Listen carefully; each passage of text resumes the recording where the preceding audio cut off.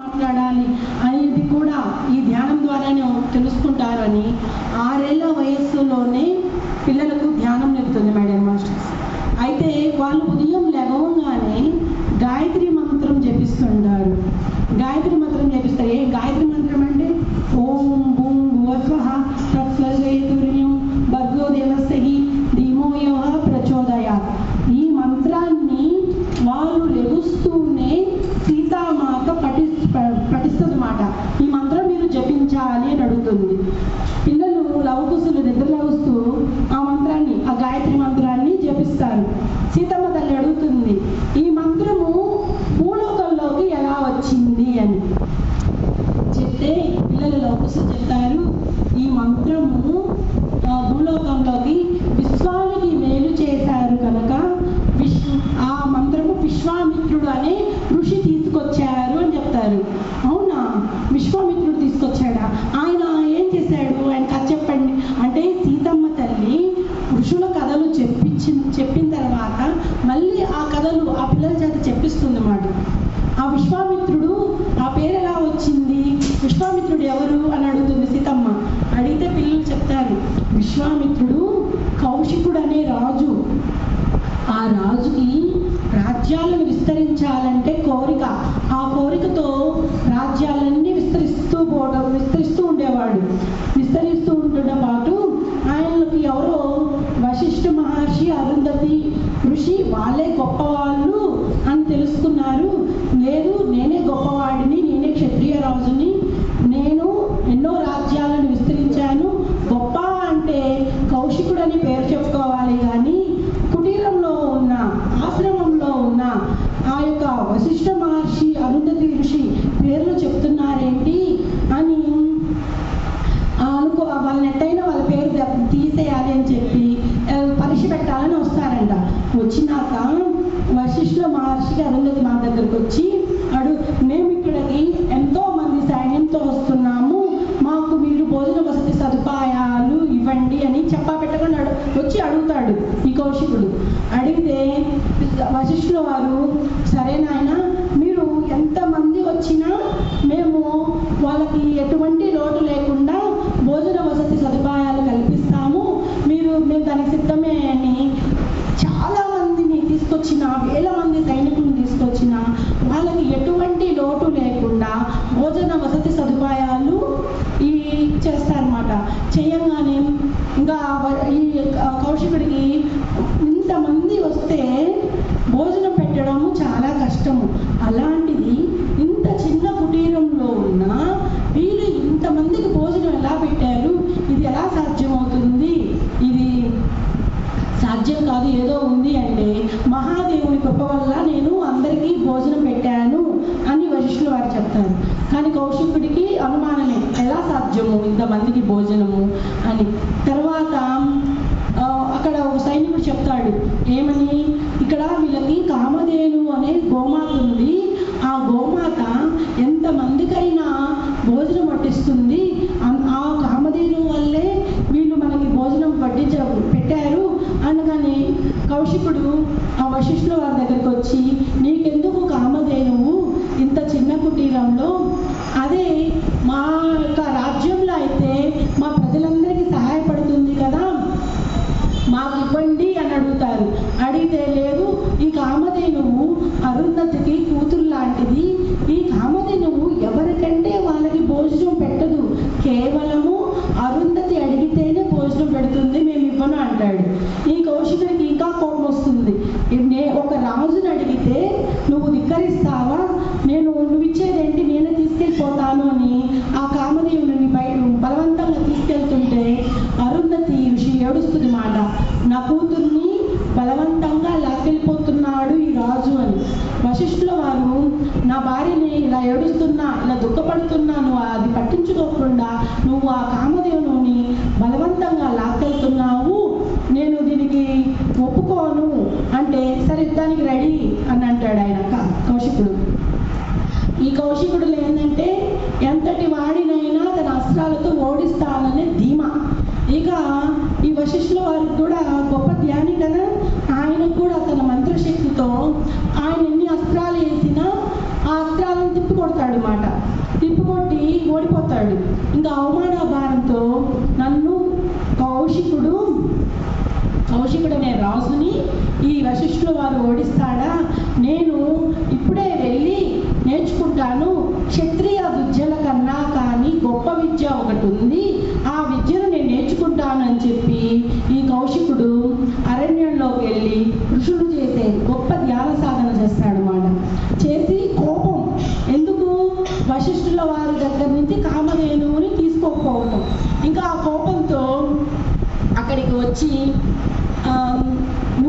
నేను కామధేనువుని అడిగితే మీరు ఇవ్వరా, నేను ఇప్పుడు నాకున్న శక్తితో మీ కామధేనుతో పాటు మీ 100 మంది పుత్రులను కూడా చంపివేస్తాను అని చెప్పి వశిష్ఠుడు వారి 100 మంది కుమారులను ఆ ధ్యాన శక్తితో చంపేస్తాడు. ఇంకా ఆయన ఋషి కదా, ఆయనకు కూడా మనసులో బాధే, నా వల్ల 100 మంది పుత్రులు చనిపోయారు, ఇది నేను తట్టుకోలేను, ఈ బాధ పోవాలి అంటే నేను కూడా మళ్ళీ పశ్చాత్తాపడాలి కదా, 100 మంది పిల్లలంటే మాటల, ఇంకా ఆ బాధ పోవాలి అంటే, చేసిన పాపం పోవాలి అంటే నేను ధ్యాన సాధన చేయాలి అని మళ్ళీ అడవిలోకి వెళ్ళి ధ్యాన సాధన చేస్తాడనమాట. ధ్యాన సాధన చేస్తుంటే అక్కడ దేవతాలోకంలో దేవతలు ఉచ్చరిస్తారండి గాయత్రి మంత్రము. ఈ ఓం భూం భువస్వః తత్సవితుర్వరేణ్యం భర్గో దేవస్య ధీమహి ధియో యో న ప్రచోదయాత్ అనే మంత్రాన్ని దేవతలు పఠిస్తుంటారు. ఆ మంత్రం వింటున్నప్పుడు అక్కడ ప్రాంతం అంతా సస్యశ్యామలంగా, మనసు ప్రశాంతంగా ఎంతో బాగుంటుంది.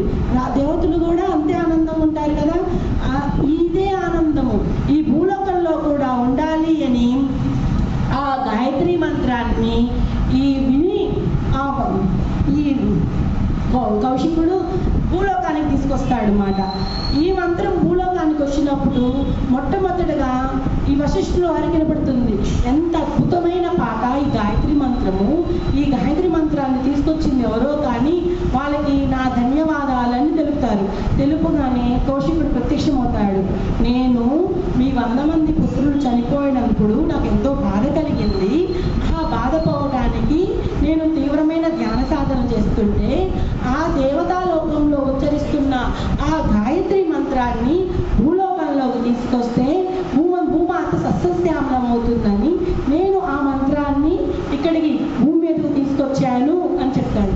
అప్పుడు వశిష్ఠుల వారికి కూడా చూడండి, తన 100 మంది పుత్రులు పోయాడు కదా, కోపం లేదు ఆయనలో, కోపం తెచ్చుకోకుండా నువ్వు విశ్వం కోసం చేశావు, ఈ భూమాతను సస్యశ్యామలంగా ఉంచాలి అని, భూమి మీద ఉన్న ప్రజలు సంతోషంగా ఉండాలని ఆ దేవతాలోకంలో ఉండే ఆ గాయత్రి మంత్రాన్ని భూమి మీదకు తీసుకొచ్చావు, ఇక్కడి నుంచి నీ పేరు విశ్వామిత్ర అని పేరు పెడతారన్నమాట.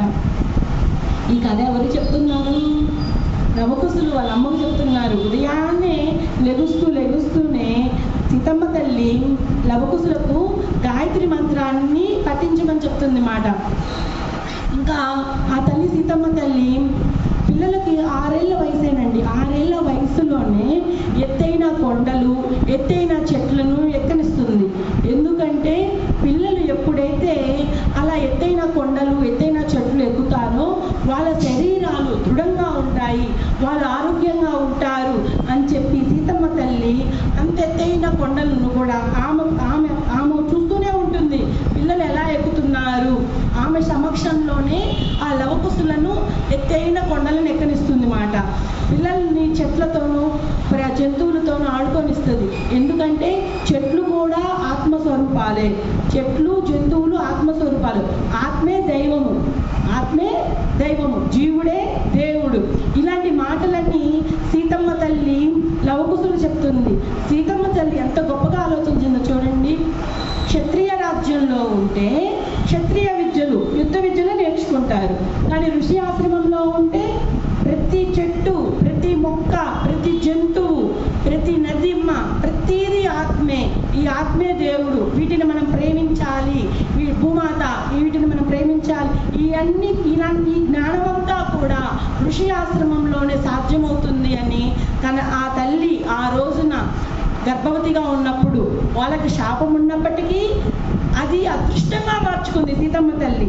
నా పిల్లలు భూమాతకు సేవ చేస్తారు, నా పిల్లలు భూమాతను ప్రేమిస్తారు అని ఆనందంగా ఆ శాపాన్ని అనుభవిస్తుంది మేడం మాస్టర్స్. అయితే ఒకరోజు సీతమ్మ తల్లి కుటీరానికి ఒక ఆడపులి వస్తుంది. ఆడపులి వచ్చి ఏడుస్తుంది మాట గుమ్మం దగ్గరికి వచ్చి. మాత పట్టించుకోదు, సీతమ్మ తల్లి పట్టించుకోదు, తలుపేసేస్తుంది. ఆ ఆడపులిని చూడంగానే తలుపేసేస్తుంది. అది చూస్తున్న సోమ అనుకుంటుంది, ఎప్పుడైనా కానీ జంతువులు బాధపడుతున్నాయి అంటే సీతమ్మ తల్లి బాధపడుతుంది. కానీ ఈసారి ఆడపులి గుమ్మం దగ్గరికి వచ్చి ఏడుస్తున్నా కానీ ఆ ఆడపులిని చూస్తూనే తలుపేసేసింది. అసలు ఏం జరిగిందని కూడా మన సీతమ్మ తల్లి పట్టించుకోవట్లేదే అని సోమ అనుకుంటుంది. ఆ ఆడపులి కూడా సీతమ్మ తల్లితో మాట్లాడాలి, తన బాధ సీతమ్మ తల్లికి చెప్పాలి. వెళ్ళదు, అక్కడి నుంచి ఆశ్రమ కుటీరం దగ్గర నుంచి వెళ్ళదు. ఆ మాత తలుపులు తీయాలి, ఆ మాతతో మాట్లాడాలి అని చెప్పి సీతమ్మ తల్లి తలుపులు తీయకపోయినా ఆ రోజంతా అక్కడే ఉన్న చెట్ల పొదల్లో దాంకుని ఉంటుంది. ఎప్పటికేమైనా నాతో సీతమ్మ తల్లి మాట్లాడుతుంది అని. మళ్ళీ మరుసటి రోజు కూడా సీతమ్మ తల్లి తలుపు తీస్తే ఆడపులి ఏడుస్తూ కనపడుతుంది, కేకలు వేస్తుంది, మాత నా మాట విను, మాత నా మాట విను అని ఏడుస్తూ కేకలు వేస్తుంది. ఆ మాటలు విన్నా కానీ సీతమ్మ తల్లి పట్టించుకోదు ఆడపులిని. నువ్వు పశ్చాత్తాపం చెందాల్సిందే అని చెప్పి ఆడపులిని చూస్తూ తలుపులు వేస్తుంది మాట. అసలు చూడండి, మిథిలా రాజ్యంలో సీతమ్మ తల్లి చిన్న వయసులోనే 1 సంవత్సరం పిల్లప్పుడే ఋషి ఆశ్రమానికి వెళ్తే ఒక జంతువుకి ముళ్ళు గుచ్చుకుంటే ఆ జంతువు ఎక్కడుందో తెలుసుకొని ఆ జనక మహారాజు తండ్రిని తీసుకెళ్ళి అక్కడ ఆ జంతువుకి ముళ్ళు గుచ్చుకుంది, మనము జాగ్రత్త చేయాలి అని చెప్పి ఆ జంతువుని కుటీరానికి తీసుకొచ్చి ఆ ముళ్ళు తీసి అక్కడ ఎక్కడైతే రక్తం కారుతుందో దాన్ని కట్టుకట్టి, అయ్యో ఈ జంతువు ముళ్ళు గుచ్చుకుంటే నాకే గుచ్చుకుంది అన్నట్లుగా ఏడుస్తే చుట్టుపక్కల ఉన్న ఆశ్రమవాసులందరూ కూడా వచ్చి ఎవరు ఏడుస్తున్నారా అని చూస్తారన్నమాట. ఒక జంతువుకి ముళ్ళు గుచ్చుకుంటేనే సీతమ్మ తల్లడిల్లిపోయింది.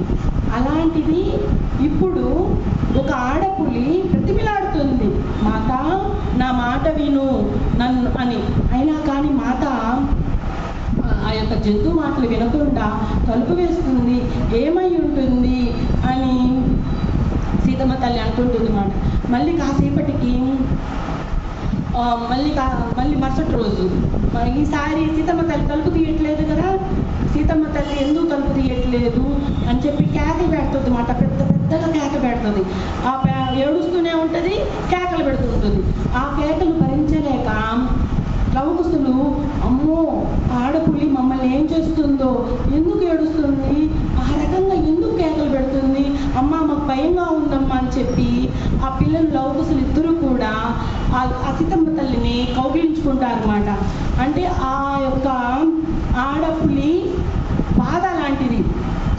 ఇంకా సోమ అడుగుతుంది, మాత మీరు ఒకరోజు మనం ఋషి ఆశ్రమానికి వెళ్తే ఒక తల్లికోతి ఏడుస్తుంటేనే మీరు పరిగెత్తుకుంటా వెళ్ళారు, ఎందుకు ఏడుస్తున్నావమ్మా అంటే అప్పుడే పుట్టిన పిల్లకోతి చనిపోయింది అందుకు అని మీరు అక్కడే ఆ తల్లికోతి ఒడిలోనే నిద్రపోయారు. ఒక జంతువుకు ముళ్ళు గుచ్చుకుంటే మీకే గుచ్చుకుందా అన్నట్లు బాధపడుతున్నారు. కానీ ఈ రోజున ఆ ఆడపులి మమ్మల్ని కాపాడు, మా మాట విను అని చెప్పి పెద్దగా కేకలు వేస్తున్నా, అరుస్తున్నా, మీరు తలుపులు తీయట్లేదు, ఆ పులి చూస్తుండగానే మీరు తలుపులు మూసేస్తున్నారు, దీనికి కారణం ఏది మాత అని సోమ అడుగుతుంది మాతని. అప్పుడు సోమతో మాత చెప్తుంది, ఆ ఆడపులి ఏడవాలి, పశ్చాత్తాప పడాలి. ఆడపులి ఏం చేసిందో తెలుసా, ఆ ఆడపులి మన చుట్టుపక్కల ఉన్న గ్రామంలో ఒక అబ్బాయిని తినేసింది. ఆ ఆడపులి బాధ కారణం ఏంటంటే మనుషులు కూడా వచ్చి తన పిల్లల్ని తనని ఆడ చంపుతారోమోనని నా దగ్గరకు వచ్చి బాధపడుతుంది. ఇప్పుడు మనిషి చచ్చిపోయాడు కదా ఆడపులి వల్ల, తను చేసింది తప్పు అని తెలుసుకోవాలి, అది పశ్చాత్తాప పడని అని చెప్పి మాత చెప్తుంది మాట. ఇంకా మరుసటి రోజు మాత కూడా ఆ ఆడపులి ఆడపులి ఏడవటం చూడలేక ఆడపులి దగ్గరికి వచ్చి ఆడపులి తలను తన ఒడిలో పెట్టుకొని అడుగుతుంది మాట, నువ్వు చేసింది కరెక్టేనా? నువ్వు చేసింది మంచి పనేనా? ఒక మనిషి, ఒక చిన్న అబ్బాయి, ఆ అబ్బాయిని నువ్వు తినేసావు. ఇప్పుడు ఆ కుటుంబము అతలాకుతలమైపోయింది. వాళ్ళ అమ్మ ఎలా ఏడుస్తుందో నీకు అర్థమవుతుందా అని చెప్తుందన్నమాట. అప్పుడు ఆడపులి, మాత ఇది మా తప్పేం కాదు, మేము ఇలా వెళ్తుంటుంటే, అడవిలో వెళ్తుంటే మా జోలికి వచ్చింది మానవులే మా జోలికి వచ్చారు. నా బిడ్డను చంపేశారు. నాకు పిల్లలున్నాయి, ఆ పిల్లల్లో ఒక పిల్లని ఈ మానవులే చంపేశారు. అందుకే నాకు బాధ మాత, నన్ను క్షమించండి. నేను చేయాలని చెయ్యలేదు, నా పిల్ల చనిపోయిందని బాధలో చేశాను, నన్ను క్షమించండి అని ఆడపులి చెప్తుంది మాట. చెప్పంగానే ఇప్పుడు మానవ జాతిని, ఈ యొక్క జంతు జాతిని సంరక్షించాలి అంటే ఎవరు వెళ్ళాలి? ఇక్కడ ఆడపులి చనిపోయిందని, ఆడపులి పిల్ల చనిపోయిందని ఆడపులి వెళ్ళి మనుషులను చంపేసింది. మళ్ళీ మనుషులు చనిపోయారని మళ్ళీ మనుషులు ఈ జంతువుల మీదకి వస్తారు. ఇప్పుడు మీరు కానీ వెళ్ళి మాట్లాడకపోతే ఈ యుద్ధం పెరిగిపోతుంది. మళ్ళీ వాళ్ళు వస్తారు, మా మీద దాడి చేస్తారు. నాకు ఇంకా పిల్లలు ఉన్నారు, నా పిల్లలను వాళ్ళు చంపేస్తారు. మాత, మాకు నువ్వే రక్ష, మమ్మల్ని ఏం చేయమంటావో చెప్పండి అని చెప్పి ఆ ఆడపులి మాతను అడుగుతుంది. మేడం మాస్టర్స్ అడగగానే సీతమ్మ తల్లి, అయ్యో ఇలా జరుగుతూ ఉంటే నిజంగానే మానవ జాతికి ఈ జంతు జాతికి మధ్య కథాలు పెరిగిపోతాయి, ఇది జరగనివ్వను, ఇలా జరగకుండా ఎలా అడ్డుకోవాలో నాకు తెలుసు. నువ్వేం చేస్తావంటే ఈ మానవ జాతికి దొరకద్దు, ఇంకా అడవి లోపలికి వెళ్ళిపో, చాలా లోపలికి వెళ్ళిపో, మానవుల కంట నువ్వు పడమాక, నేను వెళ్ళి మాట్లాడతాను వాళ్ళతో, నువ్వు మాత్రం నీ పిల్లలతో వెళ్ళి అడవి లోపలికి వెళ్ళిపోవాలి, వాళ్ళకి కనపడొద్దు అని చెప్తుంది అన్నమాట. ఆ మాట చెప్పంగానే ఇంకా ఆడపులికి పిల్లలు ఉన్నారు కదా, అమ్మయ్యా వీళ్ళు మనల్ని చంపరంట, వీళ్ళు మాత మనకు హామీ ఇచ్చిందని చెప్పి ఆడపులి పిల్లలు, చిన్న పిల్లలు మాట పరిగెత్తుకుంటా వచ్చి మాతను కౌగిలించుకుంటాయి. కౌగిలించుకుంటే మా చెప్తుంది, మీ ప్రాణాలకి నేను అడ్డం వేస్తున్నానమ్మా, మీరు వెళ్ళండి, లోపలికి వెళ్ళండి, మానవులతో నేను మాట్లాడతాను అని చెప్తే ఇంకా ఆడపులి తన పిల్లలను తీసుకొని అడవి లోపలికి వెళ్ళిపోతుంది మాట, ఇంకా చాలా లోపలికి, మానవులకు కనపడకుండా. ఇంకా మానవులకు వచ్చి చెప్పాలి కదా సీతమ్మ. ఇంకా సీతమ్మ గబగబ కుటీరంలోకి వచ్చి సోముతో, ఇప్పుడు మనము ఆహారం సిద్ధం చేయాలి, అక్కడ ఉన్న ఆ పెద్ద కుండలను దించి ఆహారం వండుదాము, కూరలు చేద్దామని చెప్పి హడావిడిగా చాలా అన్నం అన్నమాట, 10 మంది తినేంత అన్నము, కూరలు అన్నీ తయారు చేసి సిద్ధం చేస్తుంటుంది. సోమ అడుగుతుంది, మాత ఇంత అన్నం ఎవరి కోసం వండుతున్నారు, ఇక్కడికి ఏమన్నా ఋషులు వస్తున్నారా అంటే, కాదు నేను గ్రామానికి వెళ్తున్నాను, ఆ గ్రామంలో వాళ్ళకి కట్టడానికి వెళ్తున్నాను, నువ్వు హనుమంతుల వారు వచ్చే లోపల ఈ ఆహారాన్ని అంతా సిద్ధం చేసి ఉంచు అని చెప్పి మాత తన మనోశక్తితోనే హనుమారథం అని పిలుస్తుంది అన్నమాట. మాత ఉంది కుటీరంలో, హనుమంతుల వారు ఎక్కడో ధ్యానంలో ఉంటారు. ఇంకా హనుమంతుల వారికి వినపడి మాత నన్ను పిలుస్తుంది, అది కూడా రథం తీసుకొని రమ్మని చెప్పింది, నేను తొందరగా వెళ్ళాలి అని చెప్పి హనుమంతుల వారు రథం తీసుకొని మాత ఉన్న కుటీరానికి వస్తారు. వచ్చినాక మాత చెప్తుంది సోమకి, సోమ నువ్వు ఇప్పుడు వెళ్ళి నా యొక్క రాణి దుస్తులు తీసుకొని రా అంటుంది. అంటే ఏదైనా సమస్య వచ్చింది అంటే ఆ సమస్యను పరిష్కరించాలి అంటే మాత ఎప్పుడు అయోధ్య రాజ్యంలో ఉన్నంతసేపు పరిచారకపు దుస్తులే వేసుకొని ఆ కుటుంబాలకు వెళ్ళి సమస్యలు తీర్చేది. ఎందుకంటే అయోధ్య రాజ్యంలో నియమం, రాణి అనేవాళ్ళు ఆ యొక్క రాజ్యంలోనే ఉండాలి, బయటికి రావడానికి లేదు. అందుకని మాతకు అది నచ్చేది కాదు. ఎవరికైనా సమస్య వచ్చింది అంటే వాళ్ళ ఇంటికి వెళ్ళి ఆ సమస్యను తీర్చాలి అని పరిచారకపు దుస్తులు వేసుకొని ఎవరికి తెలియకుండా ఆ సమస్యను తీర్చేది. కానీ ఇప్పుడు మాత కుటీరంలో ఉంది కదా, ఋషి దుస్తులను ధరించి, ఇప్పుడు నేను గ్రామానికి వెళ్తున్నాను, నా మాట వాళ్ళు వినాలి అంటే ఒక రాణి చెప్పిన మాటలు వాళ్ళు వినాలి. ఒక అయోధ్య రాణి చెప్పింది అంటే ఆ ప్రజలు వినాలి. ఆ స్థితిలో వాళ్ళు వినాలి అంటే నేను రాణి దుస్తులే ధరించాలి, నువ్వు నాకు వెళ్ళి ఆ రాణి ఉంటే సోమ వెళ్ళి రాణి దుస్తులు తీసుకొస్తుంది. ఆ రాణి దుస్తులు వేసుకోగానే హనుమంతుల వారు రథం తీసుకొని వస్తారు. రథానికి సోమకుతో ఆ మాత వండిన ఆహారము అన్నీ సర్ది ఆ గ్రామానికి బయలుదేరతారన్నమాట. గ్రామంలో ఎంత వెతికినా ఆ బాలుడిని కోల్పోయిన ఇల్లు కనపడదు. హనుమంతుల వారు అడుగుతారు, మాత మనం వెతుకుతున్న కుటుంబము ఈ గ్రామంలో కాదేమో, ఇప్పటికే చాలా ఆలస్యమయ్యింది, ఎంత వెతికినా మనకు ఆ కుటీరము వాళ్ళ యొక్క ఇల్లు, బాలుడిని కోల్పోయిన ఇల్లు కనపడటం లేదు అంటే, లేదు నాకు తెలుస్తుంది, ఈ గ్రామంలోనే ఇంకొంచెం ముందు వెళ్దాము, ఇక్కడ ఎవరినైనా అడిగి తెలుసుకుందాము, ఎవరైనా ఆ పుత్రుడిని కోల్పోయారేమో అని దారి పొడుగుతున్నాడు తెలుసుకుంటూ అన్నమాట మాత, ఎవరైనా అబ్బాయిని కోల్పోయారా అని. ఇంకా ఎట్టకేలకు మాతకు ఒక స్వరం వినపడుతుంది. ఆ బాలుడు వాళ్ళ తల్లి నా బిడ్డ చనిపోయింది అని చెప్పి ఏడుస్తూ ఉంటుంది మాట, నా బిడ్డను నేను కోల్పోయాను అని. ఆ కేకలు మాత వినపడి, ఇదిగో ఎవరో ఏడుస్తున్నారు, ఇటువైపు నుంచే వస్తుంది ఆ శబ్దము, అలా మనం వెళ్దాము అని చెప్పి మాత హనుమంతుల వారు అక్కడికి వెళ్తారు అన్నమాట. ఆ గృహానికి, ఆ గృహము గుమ్మం దగ్గర మాత రాణి దుస్తులు ధరించినప్పటికీ వాళ్ళు ఉన్న దుఃఖం, పుత్రుని కోల్పోయామే అన్న దుఃఖంలో వచ్చింది రాణి అని కూడా చూసుకోరు. రాణి అని కూడా చూసుకోకుండా నా పుత్రుడు పోయాడు అనే బాధలో ఏడుస్తూ ఉంటారు అన్నమాట తల్లిదండ్రులు ఇద్దరు. ఇంకా కాసేపటికి ఆ పుత్రుడు వాళ్ళ నాన్న చూస్తాడు, అయ్యో వచ్చింది ఎవరో కాదు, మహారాణి సీతమ్మ మన కోసం వచ్చింది అని చెప్పి కళ్ళు తుడుచుకొని, సీతమ్మ మమ్మల్ని క్షమించండి, మేము మా పుత్రుడు కోల్పోయామని బాధలో ఉండి మేము మిమ్మల్ని చూడలేదు, మమ్మల్ని క్షమించండి మాత, రండి కూర్చోండి అంటే సీతమ్మ తల్లి చెప్తుంది ఆ అమ్మాయి దగ్గరికి వెళ్ళి, అసలు నువ్వు ఎలా ఉన్నావో తెలుసా, ఇన్ని రోజుల నుంచి ఆహారం లేక నీరు లేక నీరసించిపోయావు, 3 రోజుల నుంచి ఏడుస్తానే ఉన్నావు, నువ్వు నీ బిడ్డలు కోల్పోయావు అని. నీకు ఇంకా బిడ్డలు ఉన్నారు కదా, వాళ్ళ సంగతి పట్టించుకోవా, వాళ్ళు చూడు ఎలా ఉన్నారో, నువ్వు ఇలా ఏడుస్తూనే ఉంటే ఎలా అంటే ఆ తల్లి చెప్తుంది, అమ్మా నా బిడ్డ కోల్పోయానమ్మా, నా బిడ్డమ్మ.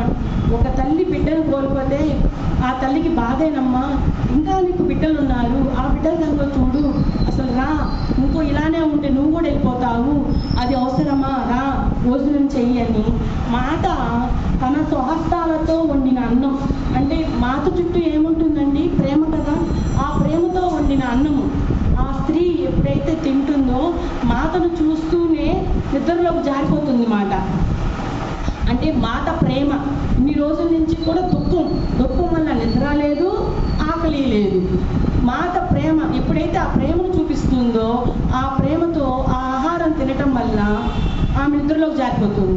ఇంకా అప్పుడు వాళ్ళ భర్త చెప్తాడు, అమ్మయ్య నా భార్య 3 రోజుల నుంచి నీరు లేదు, ఆహారం లేదు, నిద్ర లేదు, మాత నువ్వు ఇక్కడికి రావటం వల్ల నా భార్య నిద్రపోయింది, మీకు కృతజ్ఞతలు అని చెప్తారన్నమాట.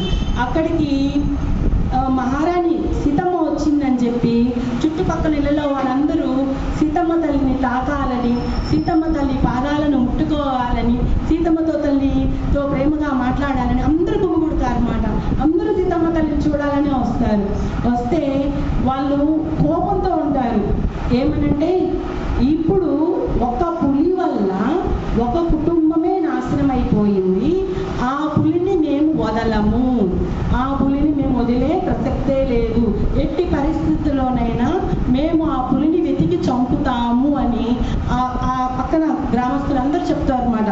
ఆ మాటలకు సీతమ్మ తల్లి జీవహింస చేయరాదు, జీవులను కూడా మనలాంటి ఆత్మస్వరూపాలే, జీవహింస మహాపాపం, మీరు ఆడపులి చేసిన దానికి ప్రతీకారం తీర్చుకుంటారా, ఆ ఆడపులి కూడా తన బిడ్డను కోల్పోయింది, దీనికి ఎవరు కారణము, మీరు ఇలా ఆడపులిని చంపుతాము అనే మాట నా ముందు తేవద్దు, జీవహింస చేయరాదని పదే చెప్తుంది. చెప్పినా కానీ ఆ గ్రామస్తులు మాట వినరు. ఇంకా రాత్రి అవుతుంది. రాత్రి అయినాక మాత హనుమంతుల వారితో ఇప్పుడు వెళ్ళామా హనుమంతయ్య అంటే, ఇప్పుడు ఎలా రాత్రి అయింది కదా ఇక్కడే కొనుక్కుందాము అంటే ఒక గృహం చూపిస్తారు. రానికి మన అమ్మకు సీతమ్మకు. ఇంకా ఆ గృహంలో నిద్రపోతుంది. నిద్రపోయిన మాత తెల్లవారుతుండగానే ఆ గ్రామస్తుల్లోని ప్రజలందరూ ఒక మాట మీద ఉంటారన్నమాట. ఏంటంటే మాతని మనము క్షమించమని కోరుదాము, కానీ ఎట్లా అయినా కానీ మనము ఆ ఆడపులిని చంపేద్దాము అని చెప్పి బాగా పొడవైన కర్రలు కత్తులు తీసుకొని మా దగ్గరకు వస్తారు. మాత మమ్మల్ని క్షమించండి, ఇప్పుడు మీరు చెప్పిన మాట మేము వినము. ఇప్పుడు ఆడపులి వలన ఒక కుటుంబంలో బిడ్డ కోల్పోతేనే మేమందరము బాధపడిపోతున్నాం. మేము మా కుటుంబంలో బిడ్డలను కోల్పోవడానికి మేము సిద్ధంగా లేము.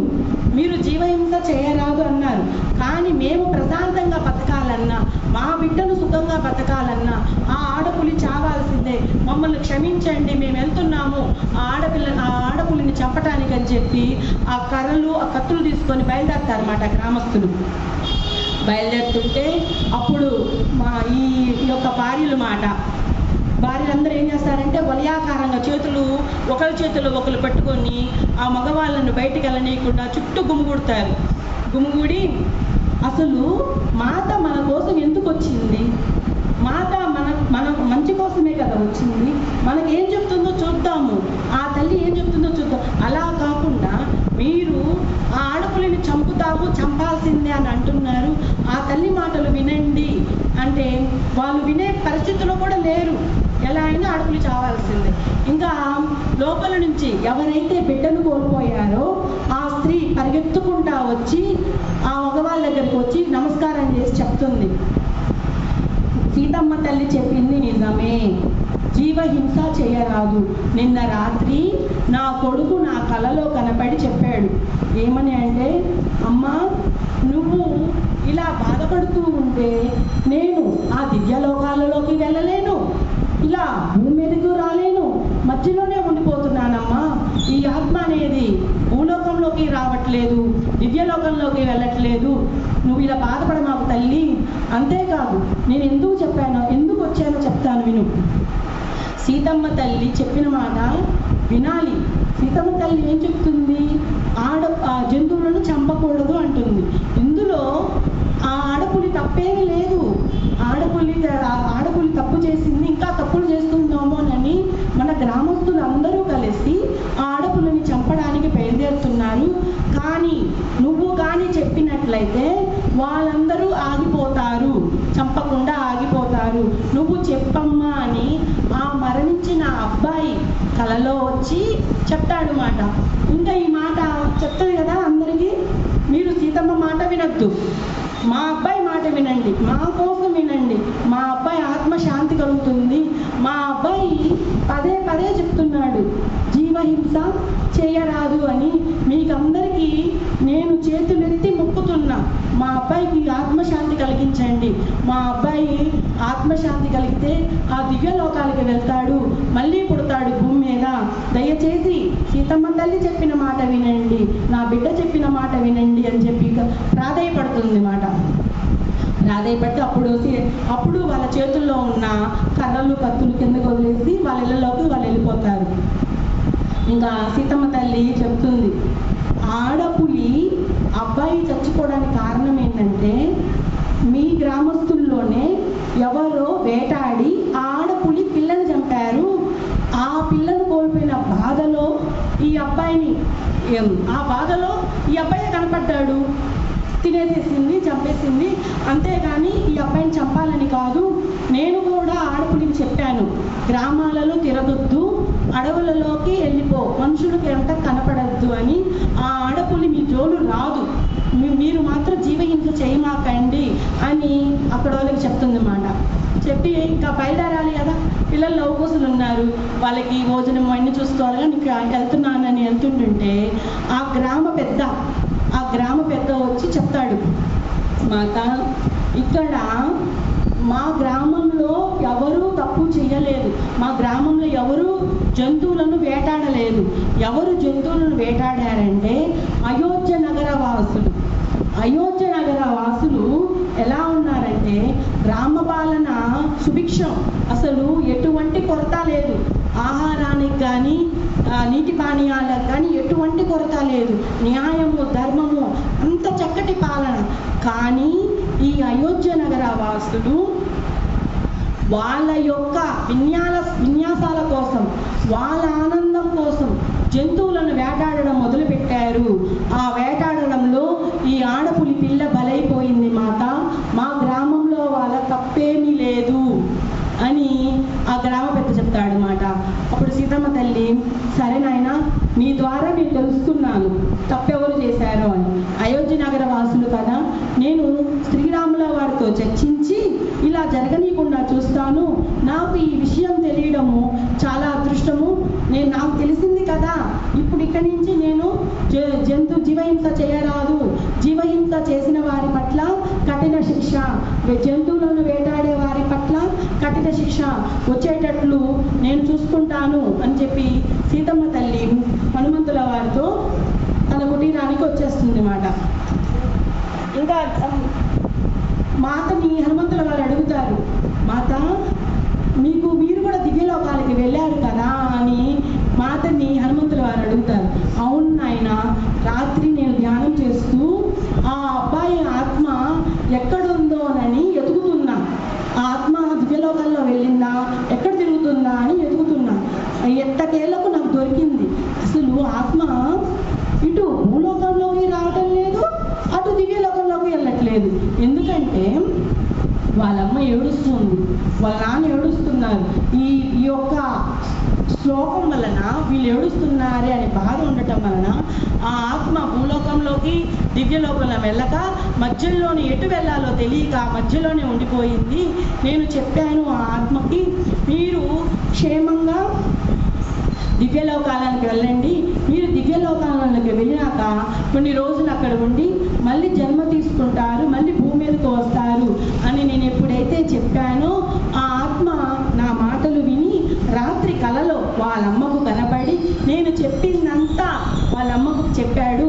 ఆ అబ్బాయి ఆత్మ చాలా గొప్ప ఆత్మ, ఇప్పుడు సంతోషంగా ఆ దివ్యలోకంలో ఉంది, నేను చూశాను ఆ అబ్బాయిని అని మాత హనుమంతుల వారితో చెప్తుంది. ఇంకా దారిలో చెప్తుంది ఈ కథ అంతా. ఇంకా కుటీరానికి వెళ్తారు. కుటీరానికి వెళ్ళంగానే సోమను అడుగుతుంది మాత, పిల్లలు ఆశ్రమానికి వెళ్ళారా, వాళ్ళ విద్యాభ్యాసం ఎలా ఉంది, వాళ్ళు చక్కగా పిల్లలతో ఆడుకున్నారా, ఆ భోజనం చేశారని వాళ్ళ మంచి చోట్ల అడుగుతుంది అన్నమాట.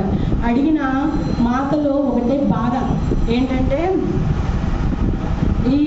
ఈ అయోధ్య నగర వాసులని కన్న బిడ్డలాగా చూస్తుంటే వాళ్ళ విన్యాసాల కొద్దికి జంతువులను వేటాడతారా, ఈ అయోధ్య నగర వాసులు ఇలాంటి తప్పిదం ఎలా చేస్తున్నారు, రాముడు వారు పట్టించుకోరా అని చెప్పి మనసులో బాధపడుతుంది. మనసులో బాధ ఉంది. ఆ బాధను పిల్లలకు తెలియనీయకుండా భోజనం చేశారా, పాఠశాలకు వెళ్ళారా, ఇవన్నీ అడుగుతుంది మాట. కానీ సీతమ్మ తల్లిలో ఉన్న బాధని ఇంటే కనిపెట్టేస్తుంది సోమ. అడుగుతుంది మాతని, మాత ఎందుకు మాత మీరు బాధగా ఉన్నారంటే, మన అయోధ్య నగర వాసులు వాళ్ళ విన్యాసాల కోసము, వాళ్ళ సంతోషాల కోసము అడవిలోకి వెళ్ళి జంతువులను వేటాడుతున్నారంట. ఈ ఆడపులి చనిపోవటానికి గల కారణము మన అయోధ్య నగర వాసులే. నేను ధ్యానం చేయాలి, నేను ధ్యానం చేసి ఈ జంతువులు జీవహింస చేయకుండా ఉండటానికి మార్గం ఎతకాలి అని చెప్పి మాత ధ్యానం చేస్తుంది. బాగా నిగూఢమైన ధ్యాన సాధన 3 రోజుల పాటు చేస్తుంది. చేస్తే మాత అసలు కళ్ళే తెరవదు. బాగా ఎంత డీప్లో వెళ్ళిపోతుందంటే సోమకు భయం లోపల, అసలు మాత కళ్ళే తెరవట్లేదే. ఒకరోజు మిథిలా రాజ్యంలో చూస్తుంది కదా మాత, మిథిలా రాజ్యంలో జనక మహారాజు ఋషులను ఆహ్వానిస్తే మాత ఎవరికి చెప్పకుండా ఆ యొక్క అడవిలోకి వెళ్ళి ధ్యానం చేస్తే ఆ ధ్యానంలో నుంచి బయటకు తేవాలి అంటే జనక మహారాజు వల్ల కూడా కాల. ఎంతోమంది ఋషులు గారికి ఎంతోమంది ఋషులు ఆహ్వానించిన ఋషులందరూ ఆ అడవిలో వేద మంత్రాలను పఠించినా కానీ మాత భూలోకానికి రాలా. సాక్షాత్తు నారాయణుడే నేను వివాహం చేసుకుంటాను అని చెబితే అప్పుడు మాత భూలోకానికి వచ్చింది, కళ్ళు తెరిచింది. ఇప్పుడు ఇన్ని రోజులైనా మాత కళ్ళు తెరవలేదు. మాతలో ఉన్న దుఃఖం ఏంటి? అయోధ్య నగర అని. అయ్యో మాత ఇంకా కళ్ళు తెరవట్లేదు. ఇప్పటికీ వారం అయ్యింది. మాత కోసం తెచ్చిన ఆహారము, ఆ గింజలు, ఆ నీరు అవన్నీ కూడా పక్షులు, జంతువులు తింటున్నాయి. కానీ మాత అసలు కళ్ళే తెరవటం లేదు. నా శక్తి చాలదు మాతను ధ్యానంలో నుంచి లేపాలి అంటే అని హనుమంతుల వారిని అడుగుతుంది మాట. మనము మాతని ధ్యానంలో నుంచి బయటకు తేవాలి అంటే రాముడే రావాలి. రాముల వారు వస్తేనే మాత ధ్యానంలో నుంచి బయటకు వస్తుంది. ఇప్పటికీ వారం అయిపోయింది హనుమా అని చెప్తాడు. అయ్యో భలే దానినే, రాముల వారు రాకపోవటం ఏంటి? రాముల వారు వచ్చారు. వీళ్ళిద్దరూ రోజు మాట్లాడుకుంటూనే ఉంటారు. వీళ్ళిద్దరూ భౌతిక శరీరాలు వేరు వేరైనప్పటికీ ఆత్మ ఒక్కటే. వీళ్ళెప్పుడు ప్రపంచము సమతుల్యంగా ఉండాలి అని వాటి గురించే చర్చించుకుంటారు. నిన్న రాత్రి నేను చూశాను సీతమ్మ తల్లి రాముల వారితో మాట్లాడటము. నేను కూడా సీతమ్మ తల్లి రాముల వారు అడవి లోపలికి వెళ్తుంటే వాళ్ళతో పాటు లోపలికి వెళ్ళాను. వాళ్ళు అడవిలో ప్రతి అణువు పక్షులను, జంతువులను తాగుతూ ఈ అడవి అంతా సస్యశ్యామలంగా ఉండాలి. ఈ అడవి అంతా ఎప్పుడైతే సస్యశ్యామలంగా ఉంటుందో మానవ జాతి కూడా బాగుంటుంది, జంతు జాతి బాగుంటుంది, వృక్ష జాతి బాగుంటుంది అని వాళ్ళ యొక్క ముద్రలను, వాళ్ళ యొక్క పాలముద్రలను ఆ అడవిలో వదిలేస్తున్నారు. ఆ దృశ్యం నేను చూశాను సోమ. సీతామాత రాముల వారు నిరంతరము మాట్లాడుకుంటూనే ఉంటారు. వాళ్ళు భౌతిక దేహాలు వేరు వేరు అవ్వచ్చు కానీ ఆత్మ ఒక్కటే. సీత ఎక్కడుంటే రాముల వారు అక్కడే, రాముల వారు ఎక్కడుంటే సీతామాత అక్కడే. దీని గురించి నువ్వు భయపడద్దు అని సోమకు హనుమంతుల వారు చెప్తారన్నమాట. ఇంకా మళ్ళీ యథావిధంగానే సోమ మాతను ధ్యానంలో నుంచి లేపటానికని నీరు పళ్ళు తీసుకొచ్చి పెట్టి, మాత ఎప్పుడైనా ధ్యానంలో నుంచి లేవండి మాత, లవకుశుల గురించి మీరు పట్టించుకోరా, ఎంతసేపు ధ్యానం చేస్తుంటారు అని చెప్పి అడుగుతుందన్నమాట. ఇంకా సాక్షాత్తు రాముల వారే భౌతిక శరీరంతో రావడంతో అప్పుడు మాత కళ్ళు తెలుస్తుంది రాముల వారు వచ్చారు అని. ఇంకా అడుగుతుంది మాట మాత, అసలు అయోధ్య నగర వాసులు ఏమి చేస్తున్నారో మీకు అర్థమవుతుందా అని అడుగుతుంది. అడిగితే రాముల వారు కూడా అవును నాకు తెలిసింది, ఆ నోట ఈ నోట పాకి నాకు ఆ విషయం తెలిసింది. నువ్వు అక్కడికి వెళ్ళి ఆ సమస్యను తీర్చావు. ఒక బిడ్డ తల్లి కోల్పోతే ఆ తల్లి ఎంతో బాధపడుతుంది. ఆ తల్లి బాధను నువ్వు ఎలా తీర్చావో కూడా నాకు తెలుసు సీత అని చెప్తుంది.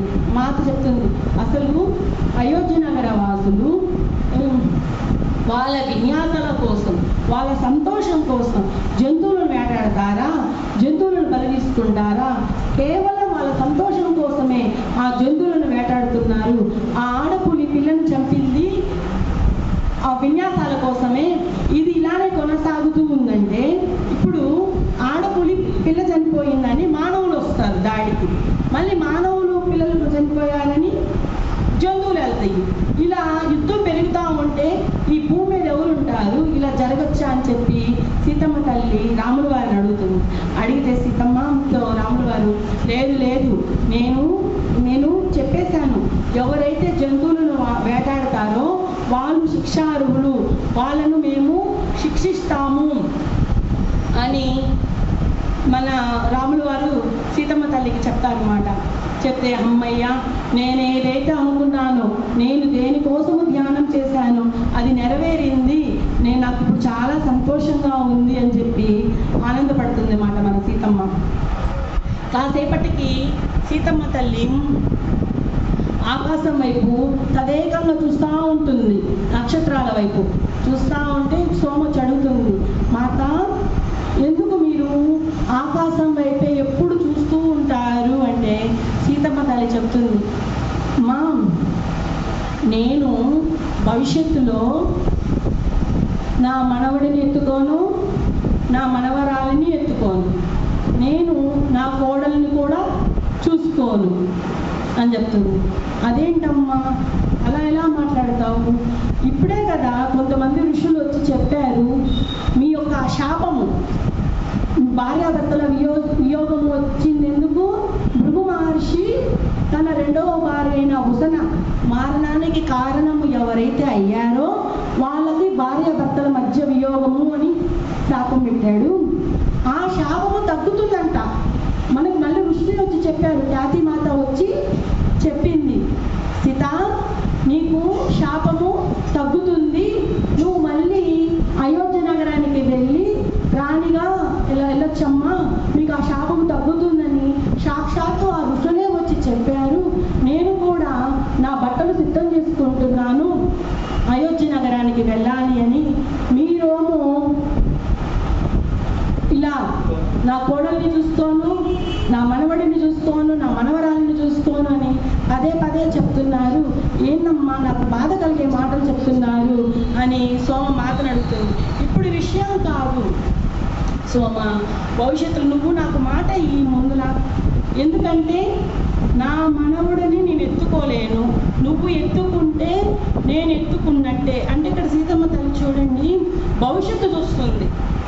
ఇక్కడ శాపం తగ్గుతుంది, వాళ్ళు భృగు మహర్షి పెట్టిన శాపము తగ్గినప్పటికీ సీతమ్మ తల్లి ధ్యానం చేసి రానున్న రోజుల్లో ఇంకా ఎలాంటి పని జరుగుతుందో చూసి ముందుగానే చూసుకొని ధ్యానంలో ఆ తల్లి మాట తీసుకుంటుంది మాట సోమ దగ్గర, నువ్వు నా మనవుడిని ఎత్తుకుంటే నా మనవుడిని నీ చేతులతో ఎత్తుకుంటే నేనే ఎత్తుకున్నట్లుగా భావిస్తాను, నా కోడలిని నేను చూసుకోను.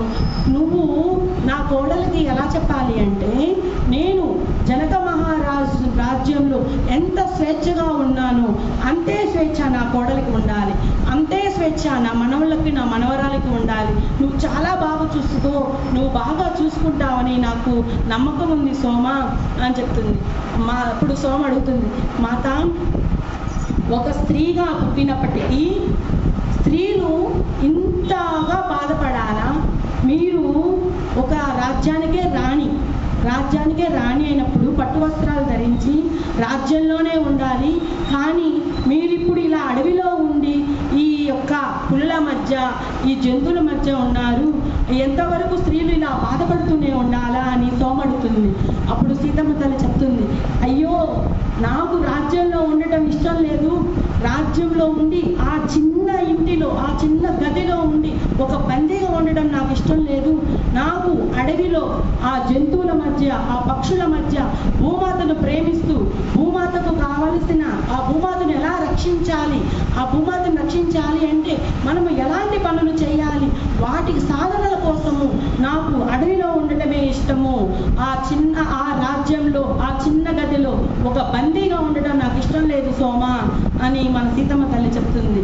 చెప్పంగానే సోమ, అమ్మా నువ్వే కాదు, ఇప్పుడు అహల్య ఉంది కదా, అహల్యను గౌతమ ఋషి ఒక రాయిలాగా మార్చేశాడు తన యొక్క కోపం వల్ల. అసలు ఏం జరిగిందనేది కూడా తెలుసుకోవాల. ఆ ఇంద్రుడు మాయ రూపంలో వస్తే ఏదో చేశాడు అని తెలియదు, ఆ మాటలు సంభాషణ కూడా వినకుండా కోపం కొద్దిగా రాయిగా మార్చేశాడు. కానీ అసలు విషయం ఏంటమ్మా, నువ్వు చెప్పావు కదా ఆ అహల్య ఎలాంటి త్యాగం చేసింది? ఆ యొక్క శాపము జరగాల్సింది ఇంద్రుడి మీద శాపము, ఆ నీళ్ళు ఎప్పుడైతే ఇంద్రుడి మీద పడతాయో ఈ భూమాత అంతా దత్తరిల్లిపోతుంది, అతలాకుతలమైపోతుంది. ఇప్పుడు వానదేవుడు వాయుదేవుడు ఈ దేవతలందరికీ కూడా అధ్యక్షత వహించేది ఇంద్రుడే. అలాంటి ఇంద్రుడికే శాపం తగిలితే ఈ భూమంతా అతలాకుతలమైపోతుందని ఆ కమండలంలో నీరు ఎప్పుడైతే చల్లుతారో ఆ క్షణాన ఈ అహల్యలు ఎదుర్కొంటుంది. ఇంద్రుడికి జరగాల్సిన శాపాన్ని ఈ అహల్య మోస్తుంది.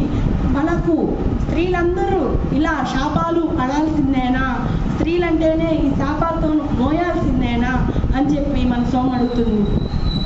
లేదు, మేము రానున్న రోజుల్లో ఈ శాపాలు తగ్గించడానికే ఈ ఋషుల ఆధిక్యత, ఈ ఋషులు ధ్యానం చేస్తున్నారు, ధ్యానం చేసి ధ్యాన శక్తిని సంపాదిస్తున్నారు.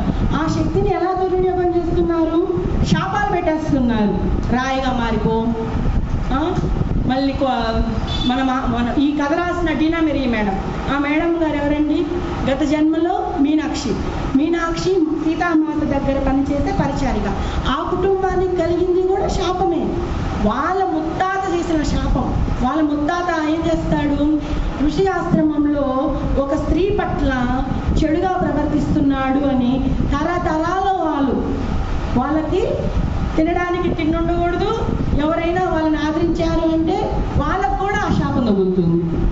అలాంటి శాపాలు పెడుతున్నారు. ఈ ఋషుల శాపాలు తగ్గాలి అంటే ఏం చేయాలి? ప్రతి ఒక్కరు కూడా చదువుకోవాలి. ఋషుల ఆధిక్యత తగ్గి ప్రతి ఒక్కరు కూడా చదువుకుంటే ఏది మంచి పనో ఏది చెడ్డ పనో అనేది తెలుస్తుంది. వాళ్ళ కోసం కూడా ప్రత్యేకమైన పాఠశాలను ఏర్పరచాలి అని నేను రాముల వారిని అడుగుతాను. నేను ఈ సీతాయన గ్రంథం ద్వారా చెప్తుంది కూడా ఇదే. ఈ ఋషుల శాపాలు తగ్గి ప్రతి కుటుంబంలో ఉన్న స్త్రీలు కూడా ఆది పరాశక్తులే. ప్రతి స్త్రీ కూడా ఆది పరాశక్తే. తనలో కూడా పురుషులు సాధించే శక్తులన్నీ కూడా ఈ స్త్రీలలో ఉన్నాయి. ఆ లోపాముద్ర అనేమో ఎంత గొప్ప జ్ఞాని, ఆవిడే ధ్యానముద్రలను కనిపెట్టింది. కానీ ఎవ్వరికీ తెలియదు. ధ్యానముద్రలను దివ్యలోకాలలో ఉన్న ఆ ధ్యానముద్రలను కనిపెట్టిన లోపాముద్ర గురించి ఎవ్వరికీ తెలియదు. ఈ ఋషి గురించి మనం ఈ గ్రంథం ద్వారా అందరికీ చెప్తాము. ప్రతి స్త్రీలలో కూడా శక్తి సామర్థ్యం ఉంది అని. అసలు అనసూయ గురించి ఎవరికన్నా తెలుసా? ఆమె మందాకిని నదిని ఈ భూమి మీదకు తీసుకొచ్చింది. మందాకిని అనే నదిని భూమి మీదకు తీసుకొచ్చి ఈ భూమాతను సస్యశ్యామలం చేసింది అని ఎవరికి తెలియదు. మనము ఎన్ని కూడా బయట ప్రపంచానికి తెలియజేద్దాము. స్త్రీలు ఎంతో గొప్ప శక్తివంతులు. నేను గార్గి మాత దగ్గర విద్యను అభ్యసించాను. ఈమైతే ప్రతి స్త్రీకి కూడా స్వతంత్రంగా ఉండే హక్కు ఉంటుంది. ఆ స్త్రీ కూడా స్వతంత్రంగా ఆలోచించేటట్టు శక్తి సామర్థ్యాలు ఉన్నాయి అని వాటి మీద ఉద్యమాలే చేపట్టింది. అందుకే నాకు గార్గిమాత అంటే ఎంతో ఇష్టము. నేను నిరంతరము కూడా గార్గిమాత దగ్గరే విద్యను అభ్యసించాను. ఇప్పుడు సీతాపహరణ జరిగింది. రావణుడు లంకలో ఉన్నప్పుడు నన్ను ఏ శక్తి కాపాడింది? ఈ ఋషుల స్త్రీ శక్తే. చంద్రిక తన భర్తను కోల్పోయినప్పటికీ తనలో ఎంతో ధైర్యాన్ని తీసుకొని వచ్చి ఆ ధ్యాన సాధనల వల్లనే నా చుట్టూ ఉన్న బంగారు కాంతి వలయాన్ని రావణాసురుడు కూడా పగలగొట్టలేకపోయాడు. అది ఏ శక్తి? ఋషుల శక్తే, ఋషిమణుల శక్తే, స్త్రీ శక్తే. అనసూయ, అరుంధతమ్మ, దేవాహుతి, గార్గి, చంద్రిక, ఊర్మిళ వీళ్ళందరూ ఎవరు? ఋషులే. వీళ్ళందరూ చేసిన ధ్యాన శక్తి వల్లనే నేను ఆ రోజున ఆ లంకారాజ్యంలో ఆ రావణాసురుడు ఎన్ని భ్రమలు సృష్టించినా వాటినన్నిటిని నేను తట్టుకొని నిలబడగలిగాను. స్త్రీ శక్తి ఎంతో గొప్పది. స్త్రీల్లో ఎంతో శక్తి సామర్థ్యాలు ఉన్నాయి. అవన్నీ కూడా ప్రతి ఒక్కరికి తెలియాలి సోమా అని చెప్తుంది మాట.